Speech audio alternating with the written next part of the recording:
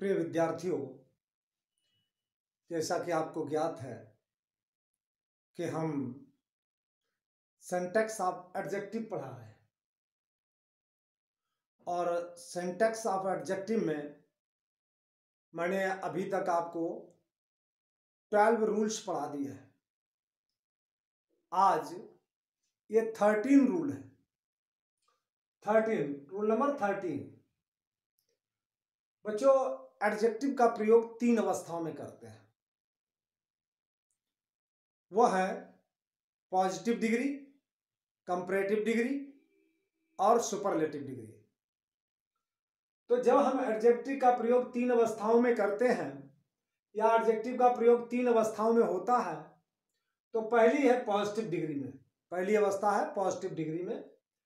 Positive degree में किसी एक व्यक्ति या वस्तु के गुण दोष के लिए प्रयोग करते हैं। ध्यान से सुने, शॉर्ट में लिखा है कि पॉजिटिव डिग्री का प्रयोग किसी एक व्यक्ति अथवा वस्तु के गुण दोष को प्रकट करने के लिए करते हैं। For example, Mohan is a tall boy, he is a lazy boy. तो ये टाल और लेजी ये पॉजिटिव डिग्री में है और एक ही व्यक्ति वस्तु के लिए इनका प्रयोग किया गया है। तो जहां पर एक व्यक्ति या एक वस्तु के गुण या दोष को प्रकट करना हो तो हम पॉजिटिव डिग्री का प्रयोग करते हैं। अब कंपैरेटिव डिग्री। कंपैरेटिव डिग्री में किन्हीं दो व्यक्तियों या वस्तुओं की तुलना करते हैं। अभी एक व्यक्ति था, एक व्यक्ति या एक वस्तु के गुण दोष व्यक्त करने के लिए हम पॉजिटिव डिग्री का प्रयोग करते हैं। और कंपैरेटिव डिग्री में किन्हीं दो व्यक्तियों या वस्तुओं के गुण दोषों की तुलना करते हैं। किन्हीं दो व्यक्तियों या वस्तुओं की तुलना के लिए इसका प्रयोग करते हैं, जिसमें तुलना किसकी होती है? गुण और दोषों की। For example, she is wiser than her friend. Wiser यह कंपैरेटिव डिग्री है और हर फ्रेंड से उसकी तुलना की गई है। मोहन इज टॉलर देन हरी। मोहन हरी से अधिक लंबा है। दो में तुलना की गई है और विशेष बात यह है कि कंपैरेटिव डिग्री के पश्चात देन का प्रयोग होता है, इसीलिए टॉलर देन हरी। तो यह बात ध्यान रखने की बात है कि कंपैरेटिव डिग्री में सदैव देन का प्रयोग होता है। तो इसीलिए यहां पर Mohan is taller than Hari. Comparative degree में देन का प्रयोग अवश्य होता है। उसके पश्चात सुपरलेटिव डिग्री में, सुपरलेटिव डिग्री में किसी एक व्यक्ति या वस्तु के गुण दोष की तुलना पूरे वर्ग से की जाती है और वह व्यक्ति उस पूरे वर्ग में सर्वश्रेष्ठ गुण या दोष में होता है। For example, Mohan is the tallest boy in the class. Mohan कक्षा में सबसे लंबा लड़का है। He is the wisest man among them. वह उनके बीच में सबसे बुद्धिमान व्यक्ति है। क्या है? He is the wisest man among them. उसके उपरांत रूल नंबर 14, डबल कंपैरेटिव अथवा डबल सुपरलेटिव का प्रयोग नहीं करते हैं। बच्चों, ये भूल के भी गलती नहीं होनी। कभी भी डबल सुपरलेटिव या डबल कंपैरेटिव का प्रयोग नहीं करते हैं। For example, Kolkata is more bigger than Kanpur.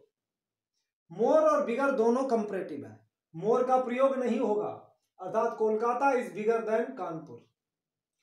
Shyam is the most wisest boy in the class.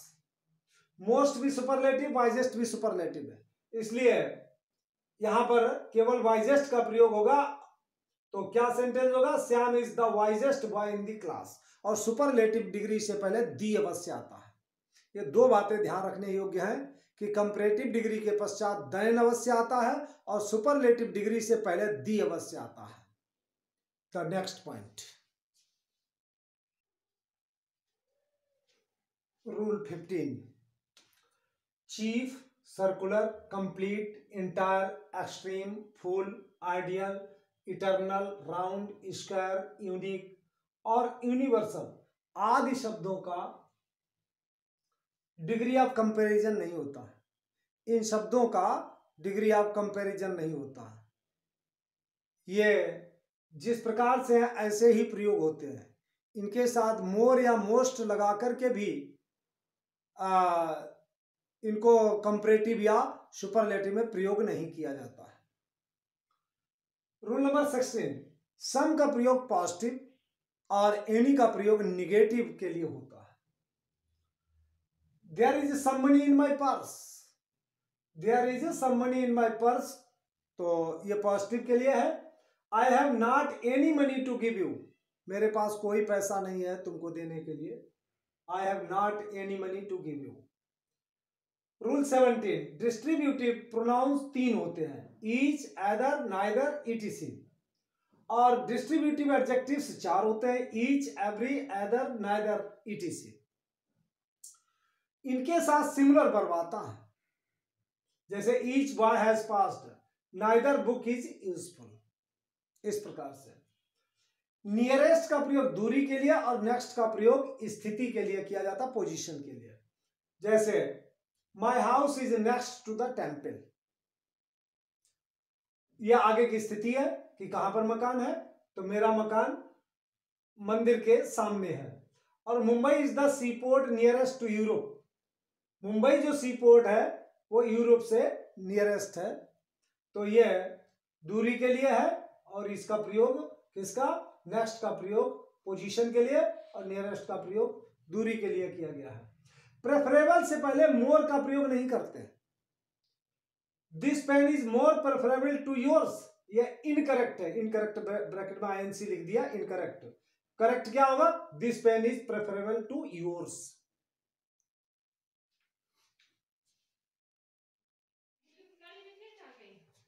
The next rule, later और लास्ट किसी वस्तु की स्थिति बताते हैं।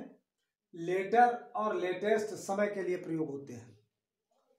जैसे Mohan is later than Shyam, तो ये लेटर जो है ये वाला स्थिति को बताएगा, ये इनकरेक्ट है, इनकरेक्ट, और ये करेक्ट। इसी तरह I shall buy the books of last edition, I shall buy the books of latest edition, तो ये इनकरेक्ट है और ये करेक्ट है।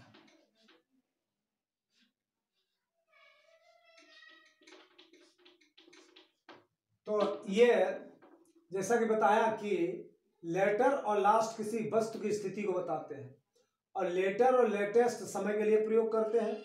तो I shall buy the books of latest edition समय के लिए है, तो लेटेस्ट होगा, लास्ट का प्रयोग नहीं होगा। और इसी प्रकार से अगला रूल है कि the climate of Dehradun is better than Agra, तो ये तुलना, क्लाइमेट का प्रयोग, इसका क्लाइमेट का जो मतलब तुलना जो की जाएगी वो समान शब्दों से की जाएगी।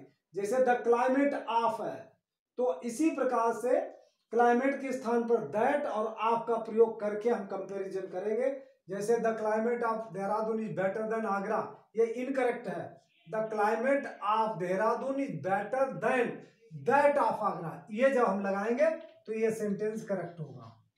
ये तो हो गया इनकरेक्ट और ये करेक्ट हो गया। इस तरह से बहुत सूझबूझ का काम है कि जब भी हम दो नाउन की यहां पर तुलना कर रहे हैं, देहरादून और आगरा की, और क्लाइमेट्स कर रहे हैं, तो जो पहला है द क्लाइमेट ऑफ, वो आगरा के साथ भी लगेगा। क्योंकि क्लाइमेट को दोबारा प्रयोग नहीं करेंगे तो उसके लिए दैट का प्रयोग करेंगे, तो क्या होगा, the climate of Dehradun is better than that of Agra. Adjective के स्थान पर एडवर्ब का प्रयोग नहीं करते हैं। जैसे द मैंगोज आर स्वीटली, ये गलत है, द मैंगोज आर स्वीट। इस प्रकार से बच्चों आज मैंने कुछ महत्वपूर्ण जो रूल्स थे एडजेक्टिव के वो पूरे कर लिए हैं। आप इनको कंठस्थ करें, इनका प्रयोग करें। जहां पर न समझ में आए फोन करके अथवा कमेंट करके पूछ सकते हैं। Thank you.